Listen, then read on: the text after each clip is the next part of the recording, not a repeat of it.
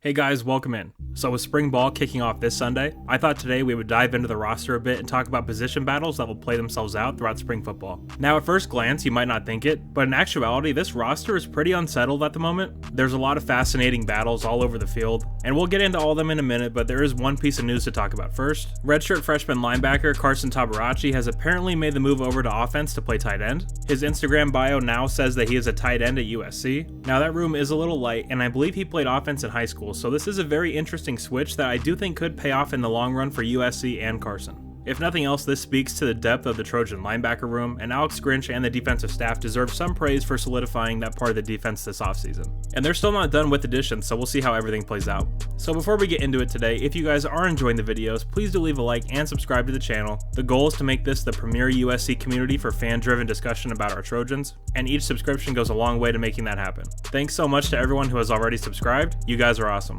Okay, so the first battle I want to get into today is running back. Now, as we saw last year, the way this room operates under Lincoln Riley is really feeding the hot hand. So like we saw when Travis Dye was on a heater and Austin Jones kind of fell off for a bit there, Travis was getting the vast majority of the carries.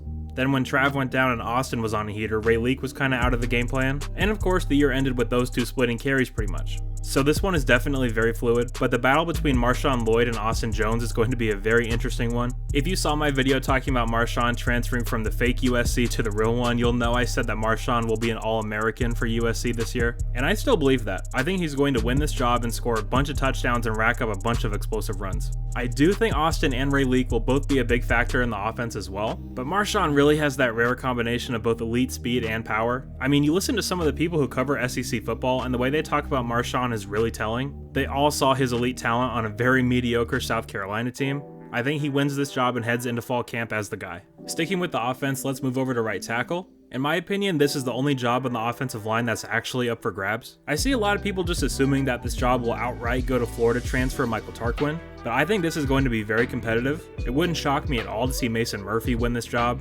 That guy is one step away from being a potential all-conference type of player. Cortland Ford is also still here. If he takes a step forward, this job could be his. Again, like the running backs, this staff will rotate guys, particularly at those tackle spots, which as a former tackle myself would drive me absolutely insane, and I think it's one of the worst things this staff does, but it's what they do. So if this battle is too close to call, they will rotate two of those guys. I personally do see Tarquin winning. He's just played in so many big games and has a ton of experience, but I wouldn't be surprised at all if Mason is the first guy we see come late August against San Jose State. Okay, so there's a bunch of battles going on the defensive side of the ball, but before we get into those, let's talk special teams for a second here. Specifically kicker.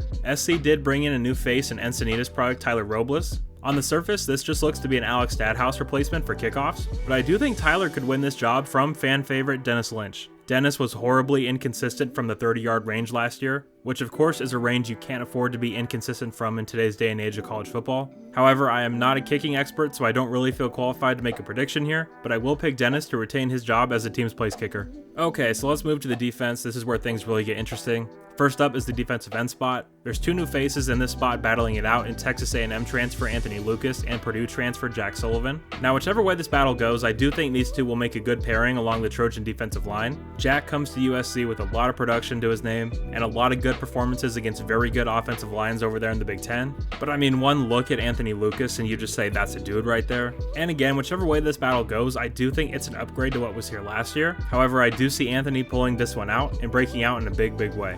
Okay, next up is the Mike spot. This is the battle everyone has circled, Tackett Curtis against Mason Cobb. I am beyond fascinated with this one. Tackett was obviously the crown jewel of the USC signing class. He's already dominating in the weight room and he looks like an absolute beast out there. On the other hand, you have Mason Cobb, who transferred here from Oklahoma State. This guy has been a big time player at a big time school for a few years now. He didn't allow a single touchdown in coverage last year. He's got loads of tackles, he's got sacks, he's got interceptions. This guy's a hell of a player. Due to his experience and physical maturity, I'm going to say that Mason wins this job. However, I do think they will both be seeing the field. Like we saw last year against run-heavy teams, Grinch likes to switch to a 3-linebacker set, so the trio of Cobb, Curtis, and of course Eric Gentry will be a very exciting group to see play together. Alright, so let's talk about edge rusher next. This one is very interesting in a different sort of way. There's a lot of unproven players battling it out here. You've got Corey Foreman and Romello Height.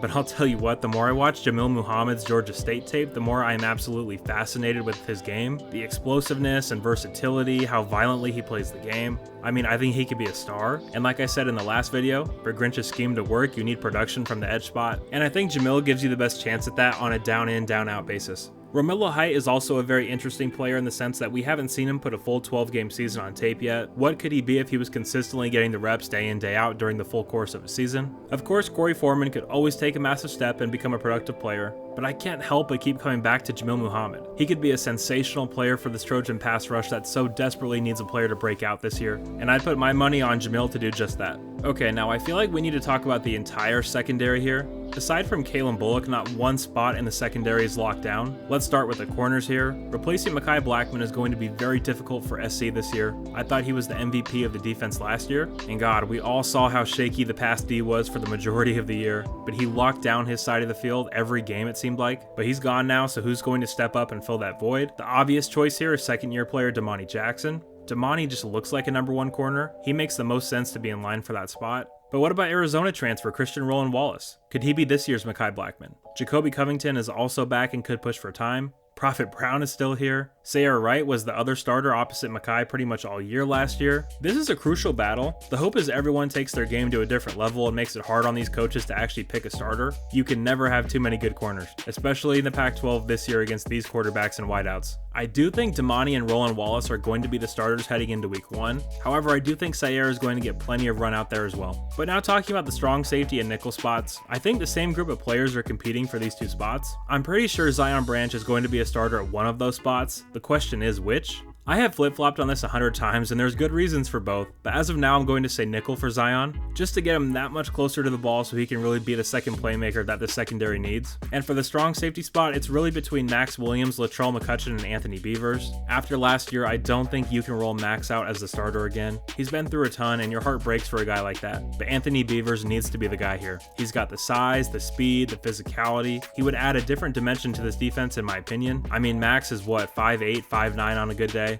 Anthony's listed at 6'1", 200 pounds. Pairing him with Zion and Kalen in the secondary, and there's length all over the field there. And in today's day and age of football, you need length back there. You have to be able to have reach to get your hands in and disrupt the pass catcher.